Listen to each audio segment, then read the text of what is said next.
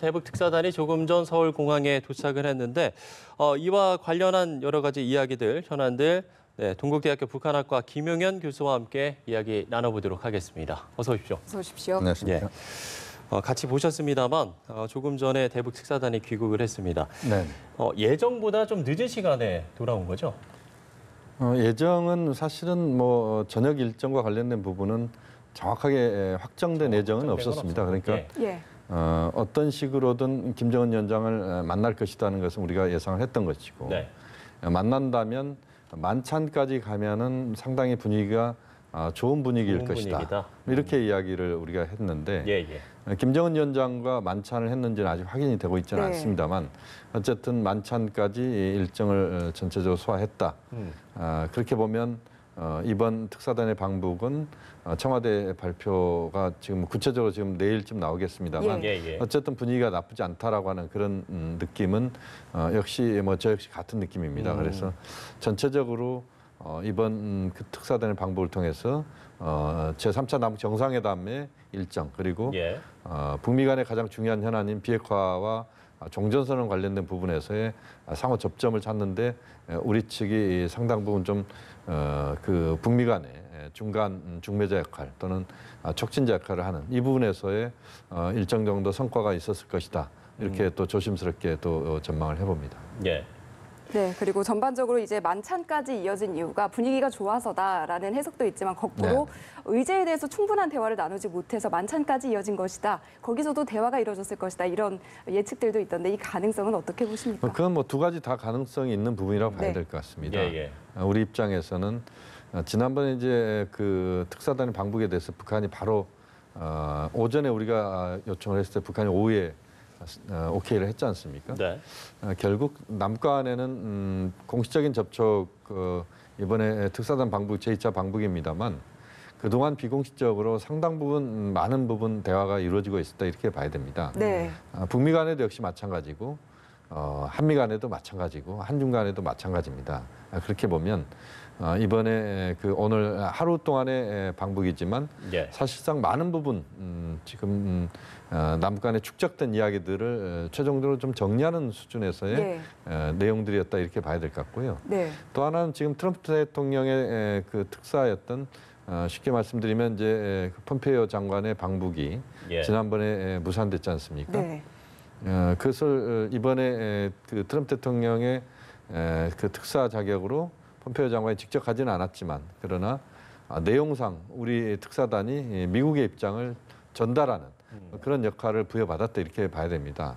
그런 부분에서 많은 부분의 이야기에 진전이 있었을 것이다. 그렇게 보면 만찬까지 가는 시간은 하루 동안에 압축적으로 한미 간의 입장, 또 한미의 입장, 또 한국의 입장, 또 북미 간의 현안들 뭐 이런 것들이 종합적으로 다뤄지는 그런 회담이 지속됐다 이렇게 봐야 될 것 같습니다. 이번에 대북 특사단이 방북을 하면서 또 관심을 받았던 게 하나가 이 문재인 대통령의 친서를 전달하는 부분이었는데 일단은 알려지기로는 김정은 위원장을 만나서 이 친서를 전달한 것으로 알려지고 있거든요. 그럼 이 친서의 내용이 또 어떤 거냐 이런 부분도 궁금하거든요. 역시 친서는 그렇게 구체적인 내용을 담기는 어렵습니다. 왜냐하면 친서라고 하는 것 자체가 아주 많은 양의 그 낱말을 단어를 포함하는 그런 문서 형식이라기보다는 약간의 의전적인 그런 측면이 있고 우선은 이제 그 문재인 대통령 입장에서는 김정은 위원장에 대해서 안부를 묻는 이게 출발점이었을 것이고 친서에서 그다음 두 번째는 남북 정상회담을 3차 정상회담을 빠른 시간 내에 9월 달 안에 빨리 하자. 그리고 마지막으로는 그 정상회담을 통해서 현재 비핵화 평화체제 비핵화 지금 종전선언 논의가 좀 막혀 있는 부분들에 대해서 좀 더 적극적으로 활로를 모색하자. 또 트럼프 대통령의 생각도 나와 같은 생각이다. 이런 쪽에 정리된 그런 내용들이 담겼을 가능성이 높다.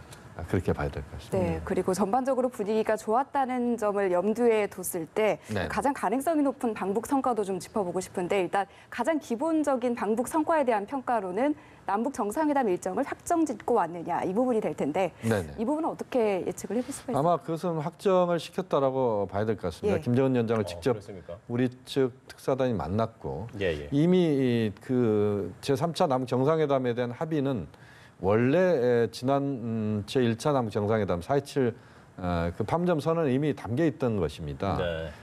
가을에 정상회담 한다는 것이었고 5월 26일 정상회담은 그것은 이제 트럼프 대통령이 김정은 위원장을 만나지 않겠다 이렇게 중간에 그런 이야기를 꺼내면서 그것을 수습하는 차원에서의 비공식적인 그런 정상회담이었거든요. 예. 그렇게 보면 가을 정상회담 하자는 것에 대한 이미 합의는 있었기 때문에 예. 이번에 9월달 정상회담을 또 지난번 고위급 회담에 합의했다라고 본다면 9월 날짜를 특정하는 그런 것은 이번에 충분히 그 정리가 됐을 것이다 이렇게 네. 봐야 될 것 같고요. 지금 일단 가장 가능성이 큰 게 17일에서 21일 사이인 것 같더라고요. 어쨌든 지금 상황에서는 17일주 가능성이 높지 않겠느냐 하는 판단인데요. 예. 27일 날 문재인 대통령께서 위원총회에서 연설을 거의 확정을 해놓고 있습니다. 예.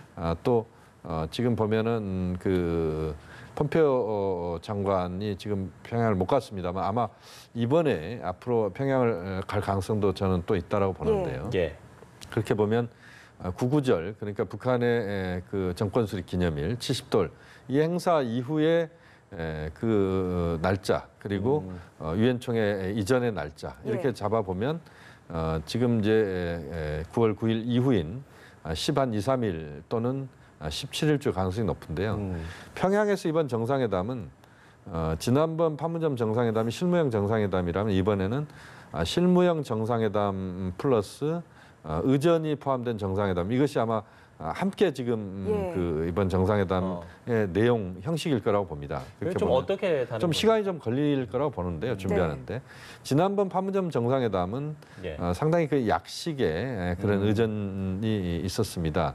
우리 이제 취타대나 또 우리 의장대 사이리 아주 약식으로 있었고 예. 지난번에 그러니까 2000년도, 2007년도 평양에서 이루어진 정상회담 때는 상당히 북한에서 신경을 쓴 네. 그런 예우가 있었습니다. 그 과정에서 평양 시내를 우리 대통령 그때 김대중 대통령, 노무현 대통령께서 평양 시내 그 연도에 나선 북한 주민들의 환영 인파들도 그때 있었고요.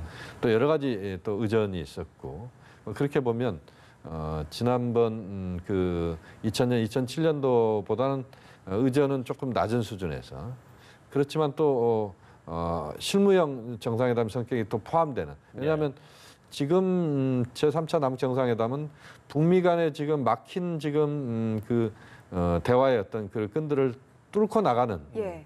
그 과정에서 비핵화 문제와 종전선언 지금 이제 두 가지 문제가 지금 북미가 맞서고 있는데 이것을 좀 더 유연하게 연결시켜주는 그 작업을 이번 우리 정부와 문재인 대통령이 지금 역할을 해야 되기 때문에 예. 그렇게 본다면 이번 제3차 정상회담은 상당히 좀 무거운 정상회담일 수도 있습니다. 네. 그렇게 보면 그런 의전을 아주 화려하게 하기보다는 상당히 좀 간소하면서도 또 많은 대화를 할 수 있는 그런 형식의 정상회담일 가능성이 높다. 그렇게 보면 의전형과 실무형을 좀 그 절충 지점을 찾는 네. 그런 그 형식의 정상회담일 가능성이 높습니다. 네, 그리고 앞서 얘기하신 대로 북미 대화 재개라든지 폼페이오 장관의 방북이라든지 이런 부분이 이루어지려면 네네. 일단 오늘을 통해서 비핵화 관련된 진전된 그런 의견 접근을 이루느냐가 가장 중요한 포인트가 될 텐데 이 부분에 대해서는 어떤 의견 접근을 이뤘을 것입니까? 그렇습니다. 지금 말씀하신 것처럼 가장 중요한 것은 북미 간의 현안을 우리 정부가 어떻게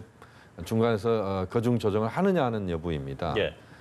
지금 이제 이번 우리 측 특사단이 저는 주목해야 되는 것은 어제 문재인 대통령과 트럼프 대통령의 50분간의 전화 통화입니다. 여기에서 트럼프 대통령이 몇 가지 주문을 했을 거라고 봅니다. 김정은 위원장에게 직접 트럼프 대통령의 생각과 예. 미국의 입장을 문재인 대통령과의 통화를 통해서 우리 특사단이 김정은 위원장에게 직접 전달을 하는. 예. 그러니까 폼페이오 장관이 하고자 했던 일을 우리 특사단이 대신하는 것이죠. 또 중요한 것은 김정은 위원장이 거기에 대해서 어떤 답을 내놨는지 또는 어떤 화답을 하고 있는지에 대해서 우리 특사단이 명확하게 트럼프 대통령에게 있는 그대로를 전달하는. 그러니까 아마 내일이나 모레 정도에 정의용 실장께서 워싱턴 방문할 가능성이 매우 높다고 봅니다.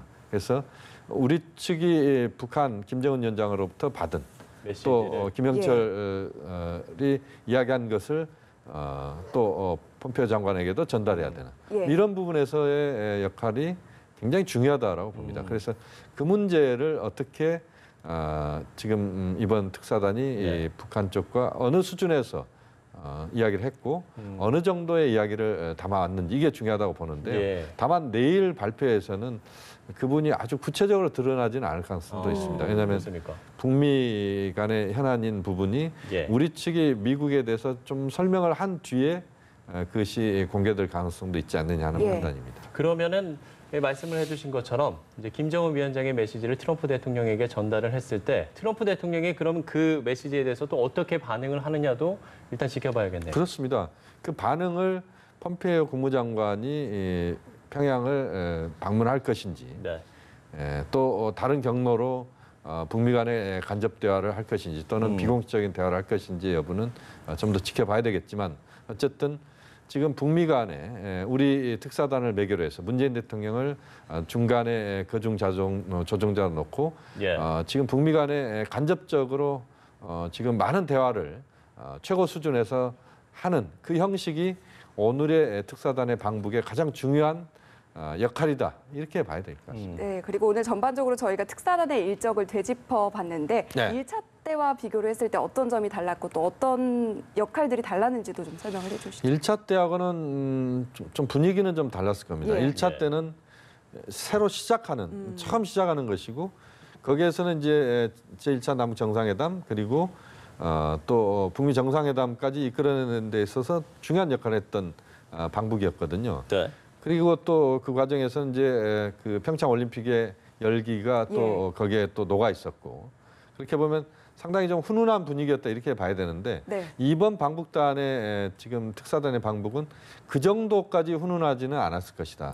물론 그렇다고 해서 뭐 분위기가 좀 그 엄숙하거나 썰렁한 분위기는 분명히 아니었을 거라고 봅니다만 왜냐하면 가장 중요한 현안인 지금 비핵화와 종전선언과 관련된 부분에서 우리 이번 특사단이 뭔가 그 돌파구를 마련해야 되는 그런 압박을 갖고 갔거든요. 결국에 어쨌든 그렇기 때문에 임종석 실장도 그 SNS를 통해서 간절함을 좀 표현했던 부분들도 이제 그런 측면이라고 봐야 됩니다. 말씀하신 것처럼 의제 등은 무거웠지만 처음 본 사이가 아닌 만큼 허심탄회하게 대화를 나눴을 그럴 가능성은 어떻게 그 부분도 뭐 분명히 있었다고 봐야 됩니다. 이번에 특사단을 1차 때와 그대로 2차 이번 특사단을 똑같이 인적 구성을 한 것도 역시 그야말로 구면인 인사들끼리 서로 많이 보면 좀 정든다라고 그렇습니다. 서로 뭐 뭐라 그럴까요? 서로 간에 이제 그 줄다리기 하지 않고 바로 직접 현안을 이야기할 수 있고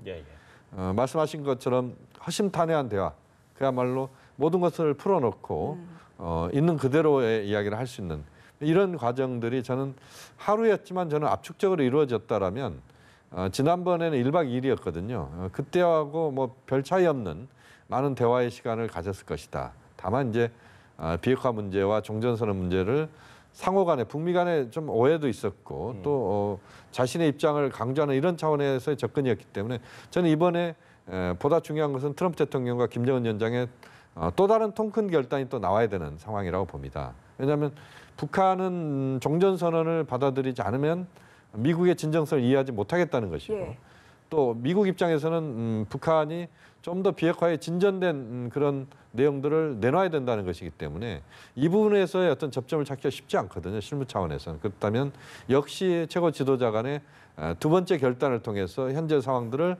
극복하면서 그 추동력을 엔진을 가동시키면서 추진력을 만들어내는 이것이 이제 중요하다고 보면 앞으로의 과정은 좀 더 이제 그런 결단에 대해서 우리 측에서는 또 미국 측에서는 김정은 위원장에게 많은 부분 설명을 했을 것이다라고 보고 역시 김정은 위원장과 김영철 부위원장도 역시 적극적으로 자신들의 입장을 트럼프 대통령에 전달하기를 바라는 그런 이야기를 많이 했을 거라고 봅니다. 예, 알겠습니다. 일단은 뭐 내일 있을 브리핑을 좀 저희가 지켜봐야 될 것 같습니다.